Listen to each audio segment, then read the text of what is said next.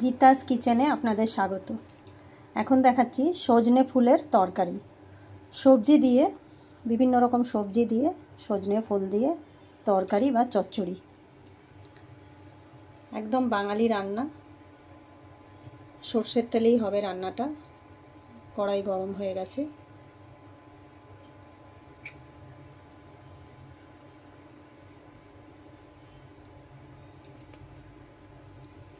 চার চামচ মতো তেল দিলাম, ছোট চামচের।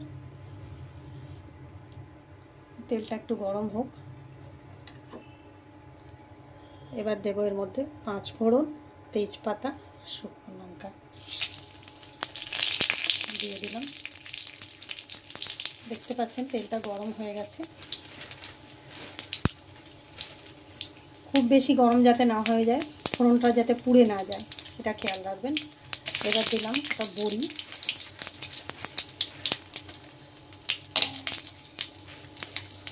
5-7টা বড়ি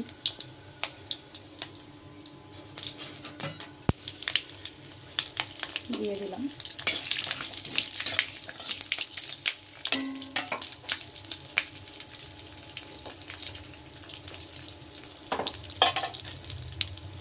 একটু হিং অল্প করে।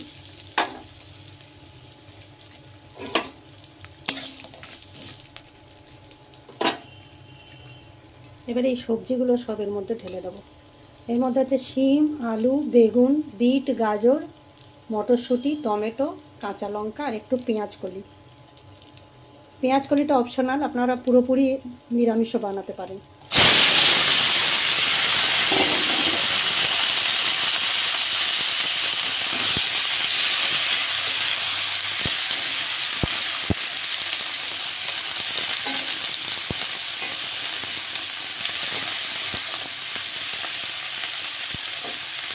সব কিছু নেড়ে করে এই হচ্ছে সজনে ফুল।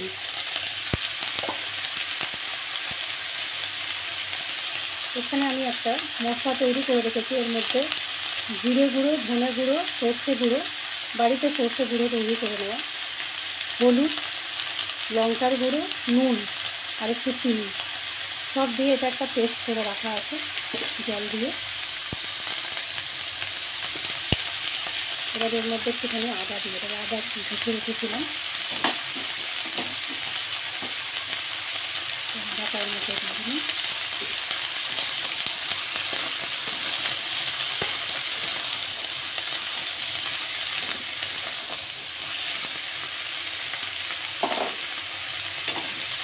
আদা হালকা করে ভেজে মশলাটা দিয়ে দিলাম এর মধ্যে।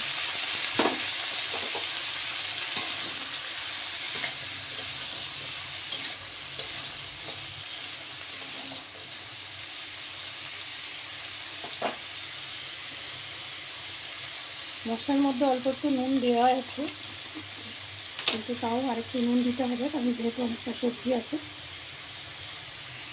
আমি 1 চামচ নুন দিয়ে দিলাম এর মধ্যে।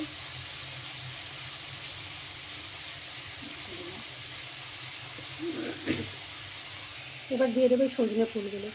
এই সজনে ফুল আর এই কচি কচি ডাঁটা আছে কিছু, এগুলো বেশ মুখে পড়লে ভালো লাগে খেতে, দিয়ে দিলাম।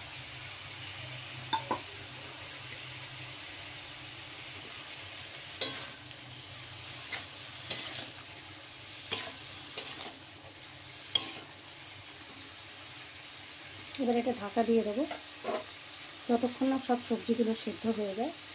সব সবজি সেদ্ধ হয়ে গেলে ঢাকা খুলে এর মধ্যে ধনে পাতা, কাঁচা লঙ্কা আর একটুখানি কাঁচা সর্ষের তেল দিয়ে এটাকে নাড়িয়ে দেবো।